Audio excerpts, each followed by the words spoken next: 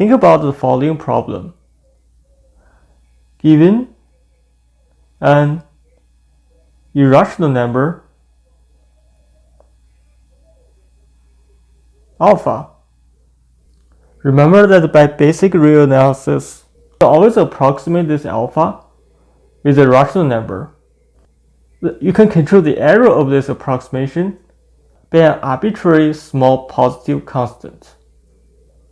But now the question is, how well can you control the error in terms of this rational number? There's a theorem that tells you that the best you can do in this case basically is that you can control this error to be 1 over square root of 5 times q squared. And that this constant square root of 5 is basically optimal.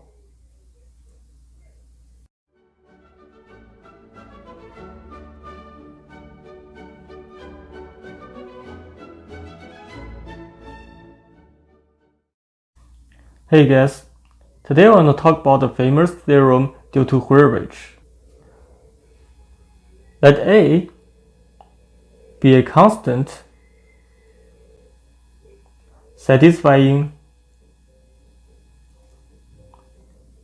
that A is strictly greater than 0 and less than or equal to the square root of 5. Then, given an irrational number alpha, there are infinitely many rational numbers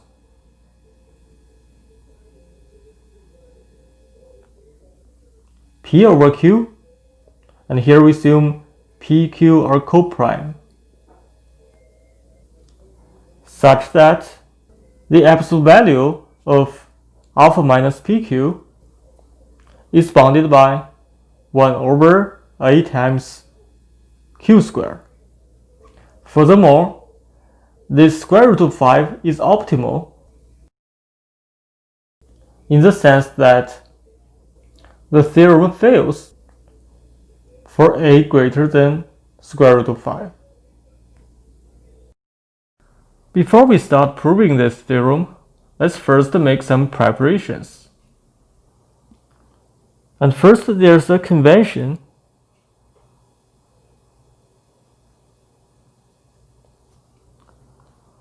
Remember, this alpha can be positive or negative, and consequently, this p over q can also be positive or negative. But we always assume that the denominator q is positive.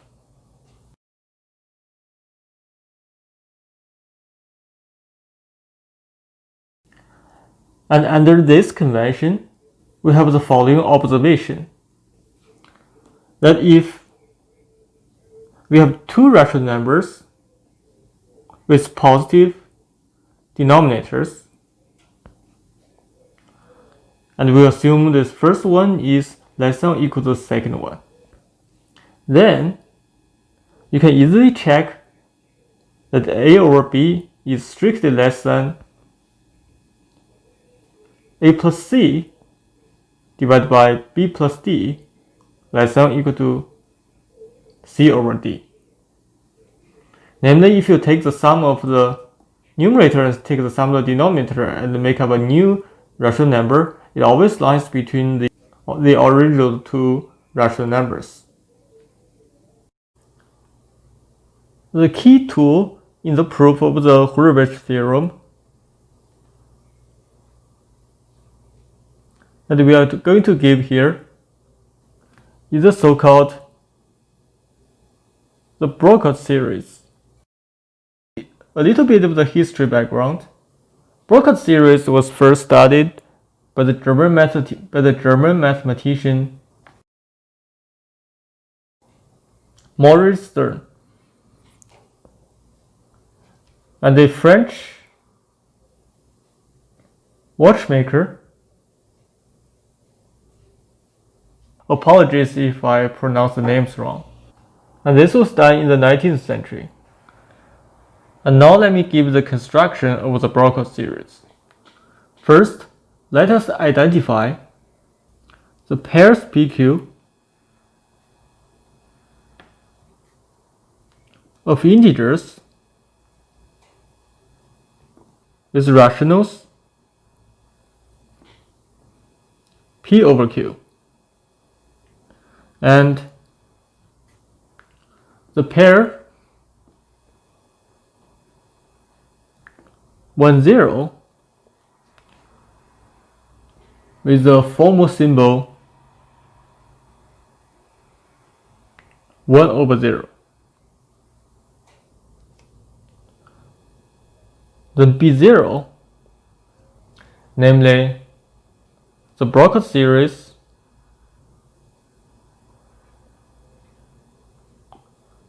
of order 0.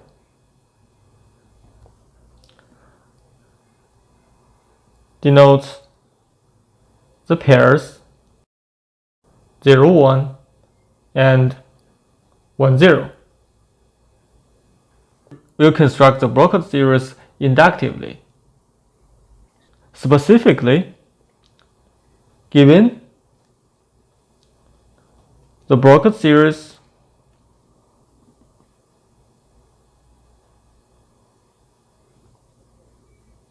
B sub n of order n, one obtains B sub n plus 1 by inserting their medians.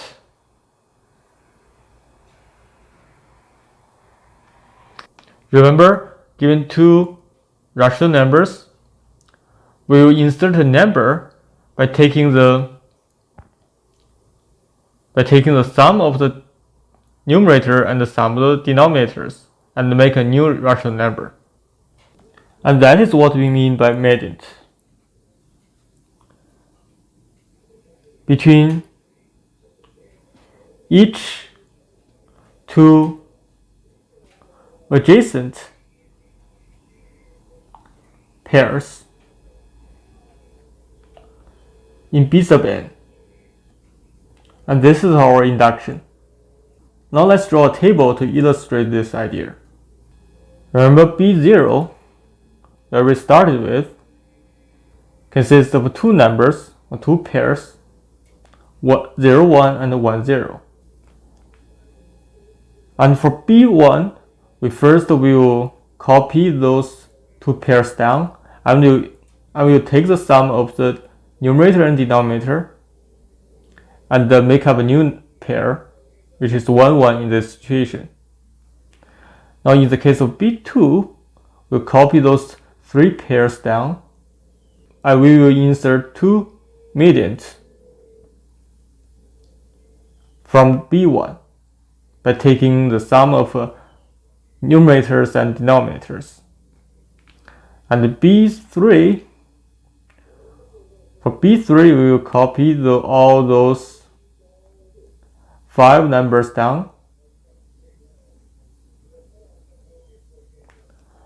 and we will insert, use another color. Here we should put 1 over 3, and here is 2 over 3, and this is 3 over 2 and 3 over 1. And I hope this construction is clear. Let us prove a lemma that will be used in the proof of the Hurwitz theorem. If A over B, which is assumed to be strictly less than C over D, are two consecutive fractions in B sub n, then C over D minus A over B is equal to 1 over BD. This is not hard to prove. So we should observe that it suffices to show that if you clear the denominator here, BC minus AD is equal to 1. And of course, we will prove this by induction because the Brocot series are essentially constructed by induction. First, the B0 case is trivial because B0 only consists of two pairs, 1, 0 and 0, 1, and it's very easy to see. And we assume this is proved for Bn-1. And we pick two adjacent pairs, A over B, strictly less than C over D, in B sub n. And there are two cases to consider. The first case, if in Bn, AB is here and CD is here, and AB comes from B-1 by simply copying it down from the pairs in the B-1, but CD comes from both AB and EF, some EF on the right, and we copy the EF down here.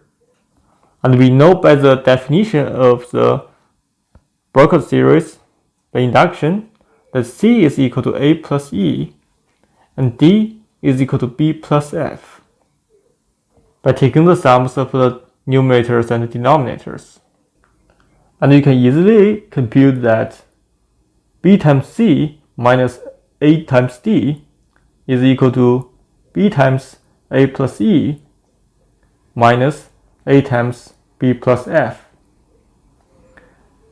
which by canceling the terms out equals to BE minus AF. But what is this? This is exactly what's happening in B-1 situation. So, by induction hypothesis, we know that this is equal to 1.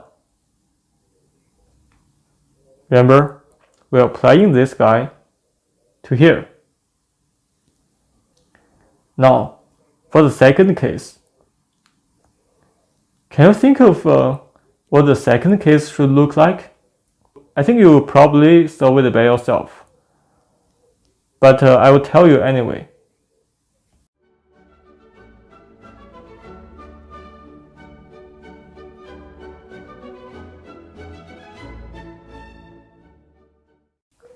The second case goes like this.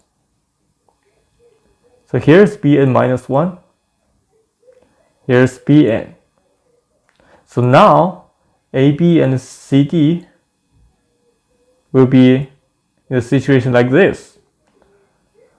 And CD is copied down from above in Bn-1, but AB comes from two adjacent pairs by taking the sums of the numerator and denominator, the numerators and denominators. And now in this situation, you have A equal to E plus C and B equal to F plus D, and BC minus AD is equal to F plus D times C minus E plus C times D, which is FC minus ED, which is equal to 1 by induction hypothesis applied to the Bn-1 case. So what's happening here is I take the FC and take the ED and you take the subtraction. Now we have finished proof of this lemma. I hope I didn't miss any cases. If I did, I believe other cases should be similar. Now we have one more observation to make before we start the proof of the Horowitz theorem. Let us denote the golden ratio 1 plus square root of 5 divided by 2 by phi, and this conjugate 1 minus square root of 5 divided by 2 by phi bar. And we observe that negative of phi bar, which is square root of 5 minus 1 divided by 2, is a reciprocal of phi.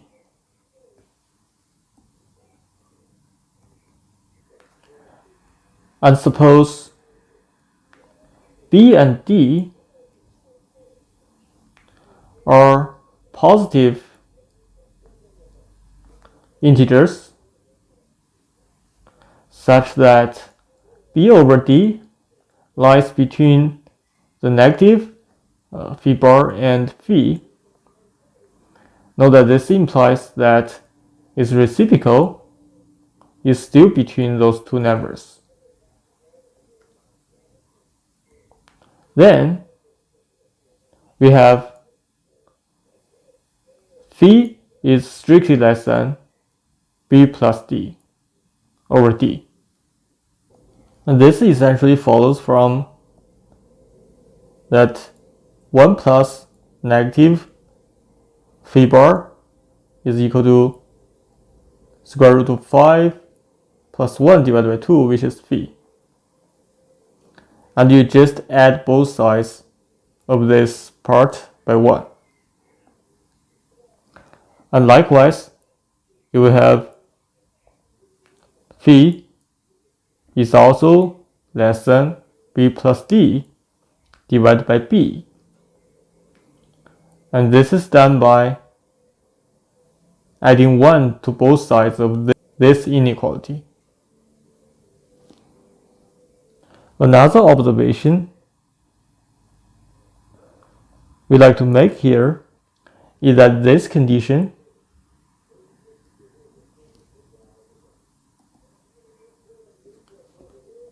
is same as that the product b minus d, b divided by d minus this guy, square root of 5 minus 1 divided by 2 times b divided by d minus this golden ratio is strictly less than 0. And this in turn is equivalent to that this quadratic inequality b squared times square root of 5 times bd plus d squared is less than 0. And this is what we are going to use later.